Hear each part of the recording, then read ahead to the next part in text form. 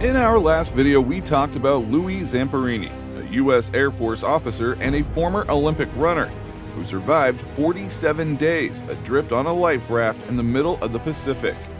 But his story of survival did not end when he was found. It was just the beginning of this ordeal that tested his strength and resilience.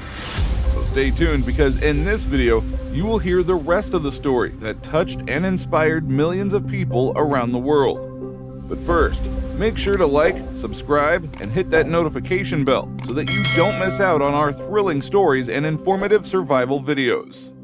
Have you watched the 2014 film Unbroken? It was directed by Angelina Jolie, an award-winning actress turned director who some of you might recognize as Lara Croft in Tomb Raider. It's based on Louis Zamperini's 2010 biography by Laura Hillenbrand, which depicted his struggles as a soldier during World War II. After surviving nearly 2 months at sea, Louis and Russell Phillips, another survivor, were found by the Japanese. They were first brought to the Kwajalein Atoll of the Marshall Islands before being transferred to various prisoner of war camps in Japan, where they were interrogated, starved, and beaten. The ordeal only stopped when the war ended in 1945. They were finally rescued and brought home. Now, if you find yourself held captive, not necessarily in a prisoner camp, you can also survive captivity just like Louis did. Now, yes, he did not get out on his own as he was rescued, but his actions definitely made him survive until the end of the war, which unfortunately not all prisoners did. So here are the 10 tactics that we can learn from his experience. Tactic number 1, observe your captors. When Louis was first imprisoned, he was often interrogated by the guards, but because of the language barrier, the guards would become so exasperated that they would end up beating him. So, for self-preservation, Louis studied everything he heard until he was able to understand a few Japanese words. Kochikoi means come here, Ohio is a greeting, and mizu is water. While these words may seem so simple, they help not antagonize the interrogators and guards. So if you want to last long and avoid being beaten, pay attention to your captor's words and actions. Tactic number 2, study your surroundings. Understanding your surroundings is crucial, especially when trying to escape. Make sure you familiarize yourself with nearby landmarks and geographic features. This is what Louis and 2 other prisoners did. When they initially planned to escape, they studied their surroundings and mapped out the locations of the different Japanese bases. Although the plan was abandoned due to an execution threat, it would be helpful rather than just going blindly without any sense of direction. Surprisingly, most people are not even familiar with geography. Did you know that about 20 million Americans can't even identify the United States on a map? Yikes.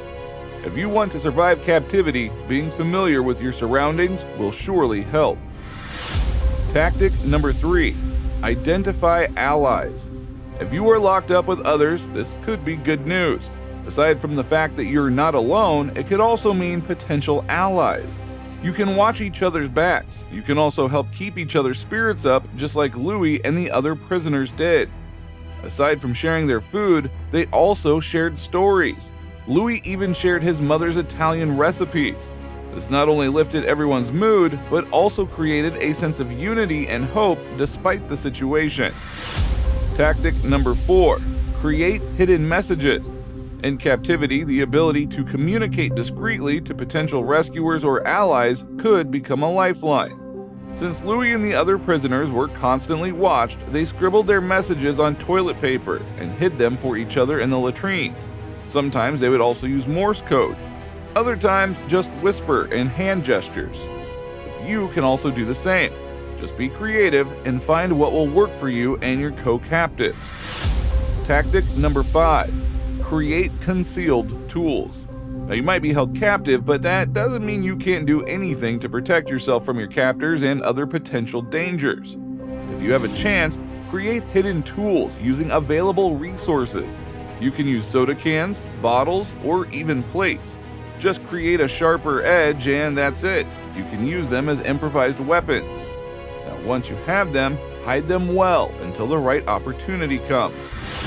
Now, before we move on to the next tactic, don't forget to like, subscribe, and hit that notification bell so you are updated with our videos.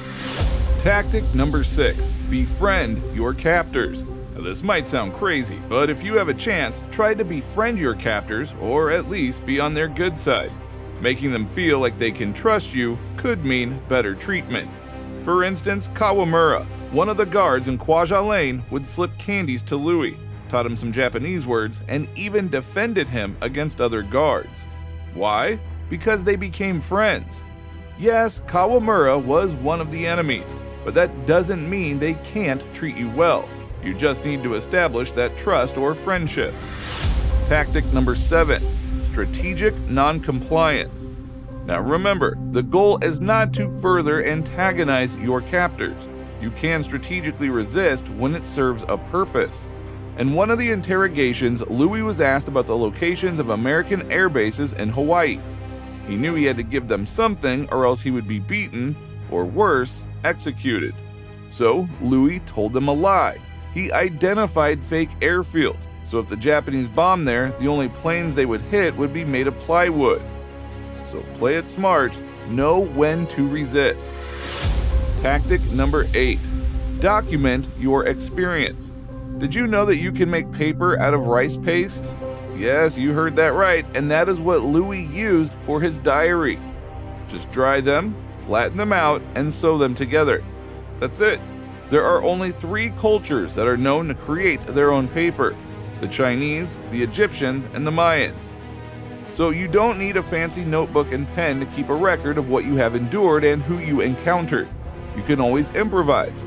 This may seem useless, but this can provide critical evidence and clarity once you are free.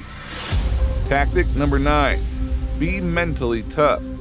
If you want to last, you must also take care of your mental well-being. Being imprisoned is physically challenging, but it's a battle within your mind too. Have you ever wondered why the movie was called Unbroken? It is to show how mentally strong and resilient Louis was. Even after the torture he had to endure, it did not break him. Louis returned to Japan in 1950 as a missionary and forgave his former captors. And in 1998, he returned again, this time to run for the 1998 Winter Olympics at Nagano. Tactic number 10, remain alert. Stay vigilant at all times. There should be no room for complacency. Aside from observing your captors, make sure you watch out for changes in their behaviors. Look out for potential rescue efforts as well, or any alterations in your surroundings. Then be prepared to act swiftly and decisively if an opportunity for escape arises. These 10 tactics, from observing captors to remaining alert at all times, can also help you survive if you are put in a similar ordeal. Remember that regardless of your situation, you can always do something to last and survive, no matter how small it may be.